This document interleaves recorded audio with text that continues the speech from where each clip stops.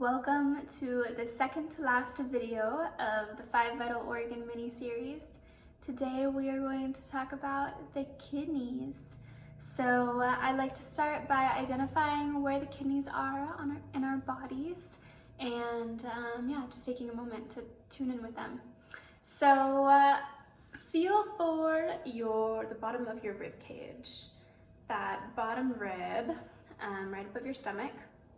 And if you can find kind of the bony prominence to where the rib starts on each side, and then feel back towards the end, so about in the middle. I want you to find the middle, and I want you to imagine that, first of all, right below our ribs is our stomach. And sitting directly behind our stomach, in line with where my two hands are and yours are too, sits our kidneys. So the kidneys are actually towards the back side of our body. And this is why when someone is having kidney complaints, so like a kidney infection or maybe like end-stage kidney failure, they will have low back pain. They will feel it in their kind of like mid-low back. And that's because that's really where the kidneys sit. And so the kidneys have the incredible job of purifying all of the fluids that go through our body. So imagine just half a cup of liquid. This is the amount of blood that our kidney filters every 60 seconds. So every 1 minute, a cup of blood. By the end of our day, our kidneys will filter around 200 liters of fluid, which is enough to put into perspective to fill an entire bathtub, like a big bathtub. So it's a lot of fluid. And we only urinate out 2 liters of the 200 liters of fluid. So approximately 198 liters of fluid are clean and filtered through our kidneys and recirculate through our body again. And then only 2 liters of impurities will excrete through our urine. So I want to talk a little bit more about what that process looks like. And I'm going to keep it real simple because just like with all of the organs, it can get really complex, but I don't want to lose you. So to put it simply, I'm going to just break it into kind of 4 different stages of kidney purification. So first of all, the blood flows into our kidneys through a large blood vessel called the renal artery. And if you remember from the heart and cardiovascular first episode of the series, we talked about how the arteries are bringing oxygenated blood to the organs, and then the veins are bringing deoxygenated blood back to the heart. So this oxygenated blood is coming into the kidneys through the renal artery. And then the blood travels into these tiny little blood vessels inside of the kidneys, into kind of towards the center of the kidney. And this is where the blood is actually filtered. So there's a distillation process that happens here to filter out the impurities of the blood. And then once the impurities are filtered out of the blood, the clean blood will actually re-enter the bloodstream through what is called the renal vein. So vein, the deoxygenated blood supplies. So the kidney took all the oxygen but cleaned the blood, and now it's going to come back out into the vein to eventually return to the heart to get oxygen again. And so what happens with the impurities that were taken out of the bloodstream? So these kind of denser materials and impurities will be excreted through the formation of urine. So they will empty our kidneys through what are called the ureters, which are these little tubes that carry that liquid into the bladder. And then it will sit in the bladder in the form of urine until it's time for us to pee it out. And we get rid of it, and the whole process continues again. So yeah, that's just a really simple breakdown for you to get a good understanding of the functioning of the kidneys. And the kidneys do so much more than just filter the blood. So I'm going to talk about a little of that with the rulerships in mind. So the first rulership that I want to talk about is the astrological sign, and that is Libra. And so Libra is all about balance and harmony. Like if you think of a Libra zodiac sign, it's the scales bringing everything into balance. And that's exactly what the kidneys do. They balance the fluids of our body. They balance the pH of our blood. They balance our blood sugar levels, which is why kidneys are so related to diabetes and blood sugar issues. They balance our mineral levels, which in my humble opinion is the root to so many of our entire bodily health imbalances, is mineral deficiencies and just mineral imbalances in general. And so our kidneys play a really important part in mineral balance. And then also they balance and regulate our blood flow and blood pressure, which is also very important.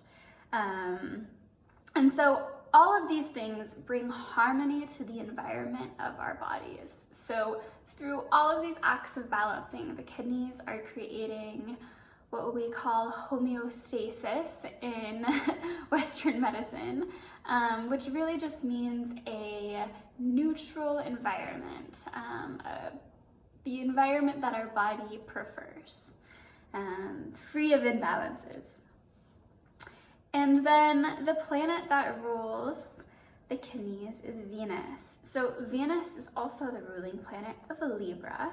So there's a lot of that Libra energy in the kidneys. But it's also the planet that governs relationships and love. And so with kidney issues, I think from a medical astrology perspective and more on an energetic level, I think it's important to think about relationship to self, relationship to others, and also relationship to the earth. Because when our relationships are out of balance or not in harmony with the natural way of things, this can lead to kidney issues. And so I like to kind of, I guess, go a little bit deeper into this. So when we think relationship to earth, I want you to think about our preventative care in the Western medicine system, where we have really forgotten the value of connection to earth and how we are quick to use preventative pharmaceutical medications on people that are really harmful to the kidneys because they are so far away from the earth. Like at this point, it has been all the synthetic chemical processes to make these medications that are so far removed from the earth that they're actually damaging our organs. And then folks that are on these medications for years and years and years and over the time begin to deteriorate our kidneys. And then this can lead to chronic kidney disease and just a whole scale of issues. So when we think relationship to the earth, if we're closer to the earth, if we can work with plant medicine and connect with the elements and the rhythms of nature, we can prevent this cascade of issues with the kidneys. And then relationship to self. So if we are really in tune with our bodies, we know what feels good and what does not feel good. And what does not feel good to any human body is processed fast food. And unfortunately, this is a whole thing, but it's a major precursor to diabetes. And diabetes really does often root from a problem with our kidneys as well, and a dysfunctioning of our ability to regulate our blood sugar levels. And this function is governed by our kidneys. And so if we are not in tune with our bodies, then we can't hear it when it tells us that it doesn't like something, that something doesn't feel good for it. And so if we are able to tune in with ourselves, then we will avoid the things that are damaging to our internal organs. And then relationship to others. So both Libra and Venus are all about relationship and all about the other and living in harmony with another. And I don't think there's any coincidence that there's two kidneys that work together to regulate the fluids of our body. They work as a pair, a team. And this is something that I see the Western society struggling with as well, is relationships. And so on an energetic level, if you're struggling with your kidneys, it might be good to look into your personal relationships a little bit and see how can you bring those into better harmony and balance as well. And then Venus is also the planet of pleasure, of just like the juiciness of life. So like, I don't know, I think of like a beautiful periwinkle sunset and like ooey dripping chocolate and a bathtub full of roses. Like, this is Venusian energy. So also, if you're having kidney issues, you need to evaluate where are you getting beauty and joy in your life, and how can you bring in more pleasure? How can you bring in more self-love and self-pleasure?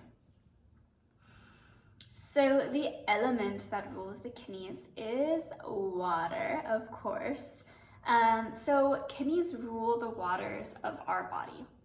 And water makes up over half of the contents of our body. More when we're younger. I think it's like around 70% when we're a child, maybe even more than that. And then as we get older, our waters start to lessen over the years, and we drop a bit in percentage. But over half of the average adult human is made up of water. So we have rivers and currents and tides in our inner waters that are flowing throughout our body. And our kidneys, being central to our body, catch that water in flow and purify it. It's our purification center. And I like to also think of this as, what are your inner waters to you? So these could be your deep emotions. These could be your ability to flow and to navigate life smoothly.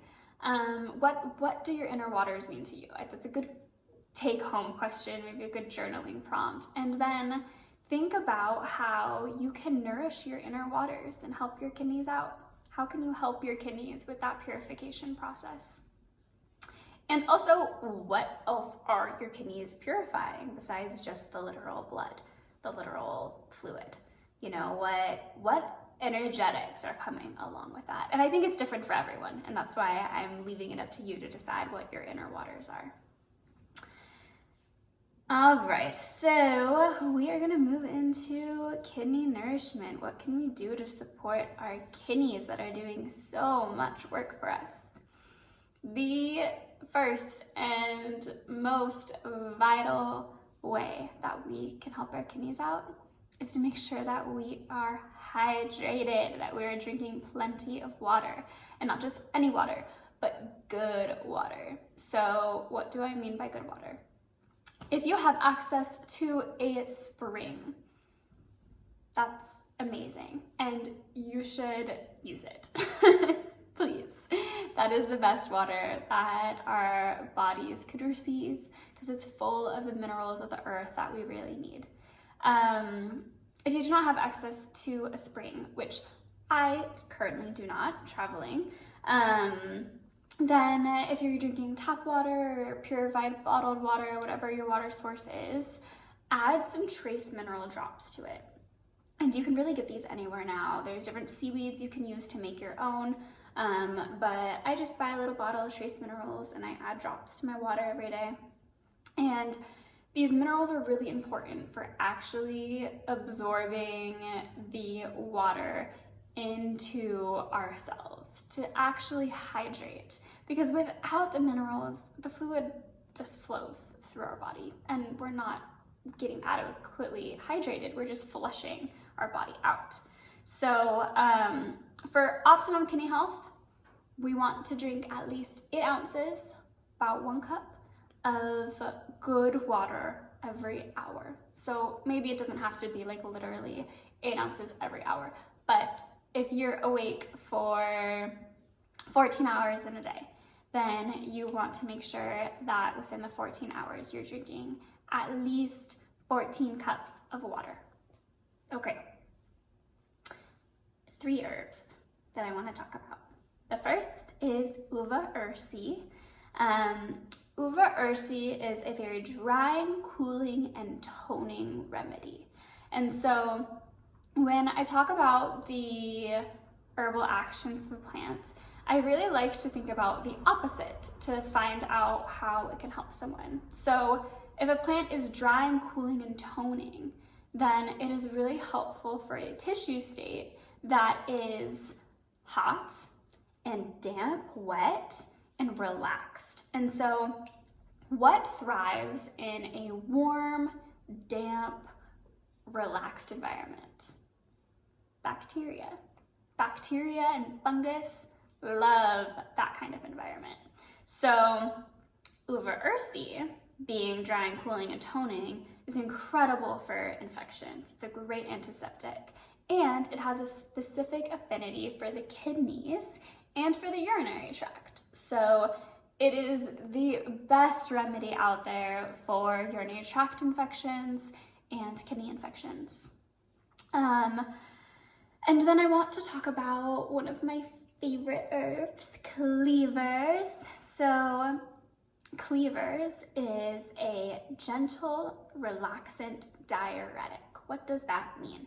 It means that it very gently and passively allows fluids to drain from our body. Fluids that are stuck and stagnant, it goes in there, it gets things moving, and slowly allows them to exit our body.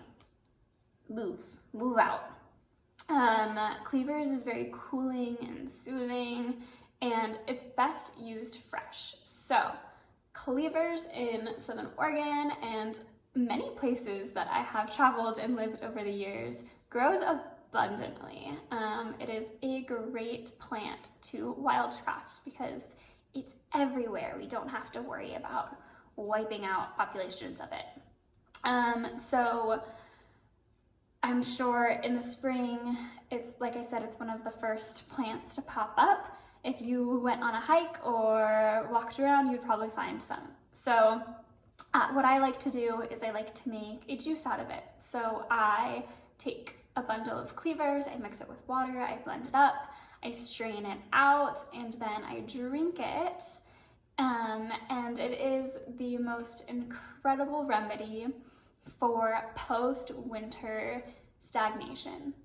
And if you don't know what I mean by that, imagine a cold winter where you had to fight multiple viruses and your body is just stuck. You're stuck. Think it's been cold, your body's been sick, and cleavers goes in through your lymphatic system and it starts to pull and drain all of those stuck fluids out of your body and bringing that nourishment into your kidneys as well. So our kidneys also need to be purified. They're our purification system, but they need to stay clean as well. And so cleavers also brings their medicine into our kidneys to help nourish and purify our kidneys and excrete out anything that's not serving us. A tip for if you do make cleavers juice for yourself is to add some lemon juice to it and make like a cleavers lemonade. A little bit of honey or maple syrup in there is so good. One of my favorite things. All right, one final herb. This one's really cool.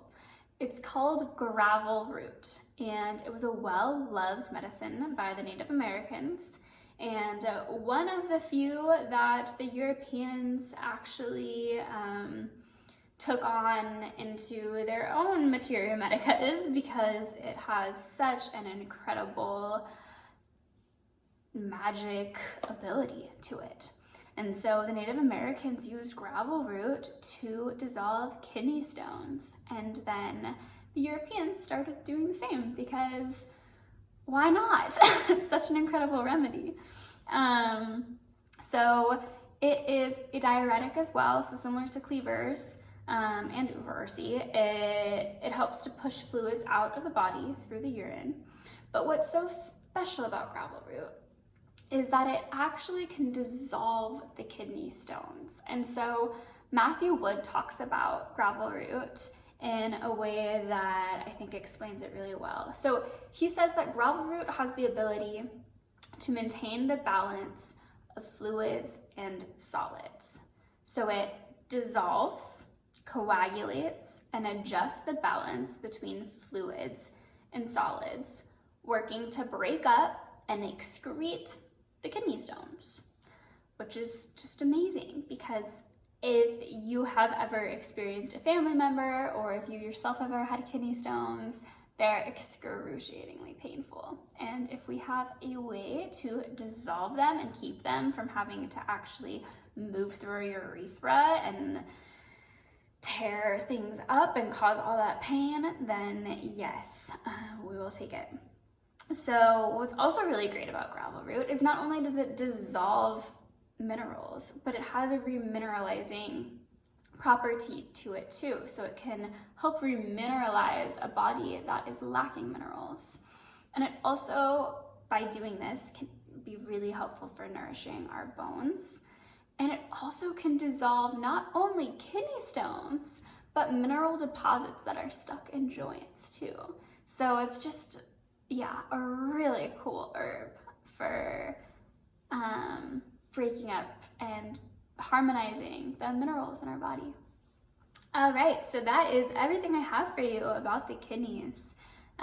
We have one more episode after this one. It's going to be on the liver, and that will wrap up the 5 vital organs. So thank you so much for being here, and keep an eye out for the liver coming soon.